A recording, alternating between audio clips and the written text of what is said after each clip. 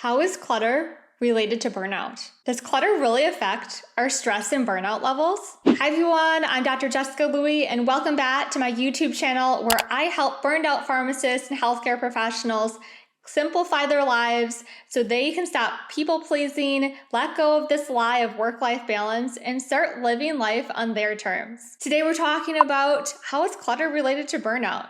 Is it related at all? So you know my burnout story, how I reset my burnout. If you don't know it, you can click these videos up here. But you know that simplifying my life was a big part of resetting my own burnout. So of course, I think that clutter is related to stress and burnout in our lives. And there's research studies to back this up.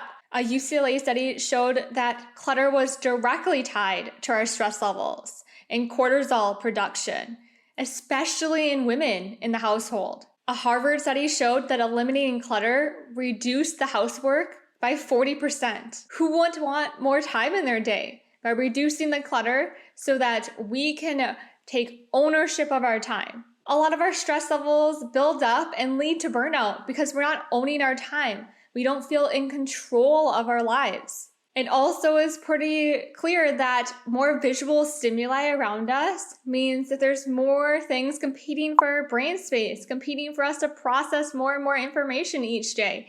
And our visual stimuli could be a lot of clutter around us. And yes, clutter does affect people in different ways. Some people don't even visually process it and don't see it. And other people really affect them. And maybe that means that you're leaning towards more perfectionism and more towards an environment that more clutter and more visual stimuli means more distractions in your life. And the more distractions we have in life means the less time we have to focus on what's most important to us. So if we now know that clutter does relate to burnout and stress, how are we going to start addressing clutter in our life? So I break it down into 4 areas of clutter.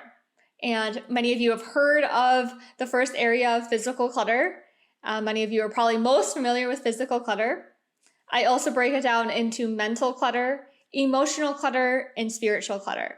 And all these areas are ways that we can simplify our lives through the Burnout Doctor method I've created so that you can enjoy yourself, you can reset your burnout, and enjoy making memories with your loved ones. So we can start decluttering our physical space. I personally like to use the KonMari Method, so you can watch videos on the KonMari Method up here. Next, we have our mental clutter. And our mental clutter is really affecting our ability to process information. And for many of us, this relates to the digital clutter in our lives. From more notifications, to more text messages, to more ways to communicate with us through email and social media. It all is affecting how we're processing information in our life. And if you need a reset on your mental clutter, there are workshops below that you can get help right now. Mental clutter also, we think about how do we goal set? How do we live our values out? If we're not clear on those things, it can be really difficult. And that's the first step of the Burnout Doctor method I've created, of clarifying your why, clarifying your purpose, getting clear on your goals. Next up is our emotional clutter, our ability to express our feelings to others. And this digital world that we live in day to day, it can be really difficult if you're not talking face to face with someone and you have not learned conflict resolution. And now there are ways to communicate with someone. So how can we start resetting this with journaling and forgiveness and gratitude? I would highly recommend going back and looking at our how to set up your week and day for success and our morning routines so that you can really get clear on your emotional clutter in your life.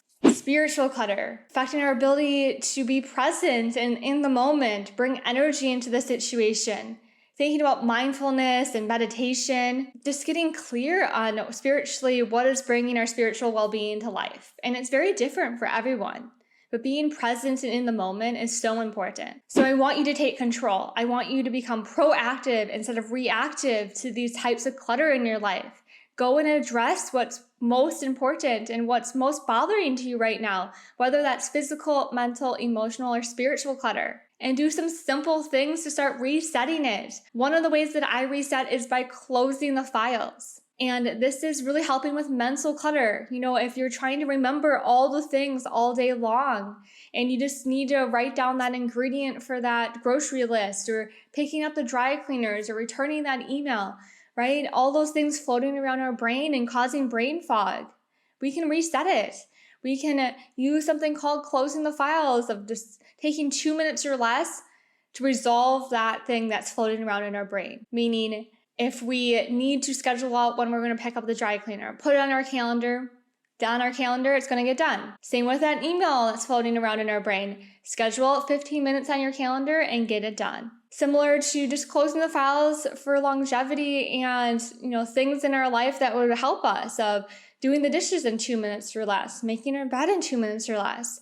Those little things that add up and eat away at us, that cause stress, that lead to burnout. Clutter affects our burnout. Clutter is all around us in different ways of taking away our energy levels, taking away our joy from our life. And I want you to be able to implement things in your life. Make sure you're getting our starter kits and our workshops that are linked below, so you can take action in your own life, my friends. And make sure that you're watching our videos on burnout right here. Until next time, spark joy.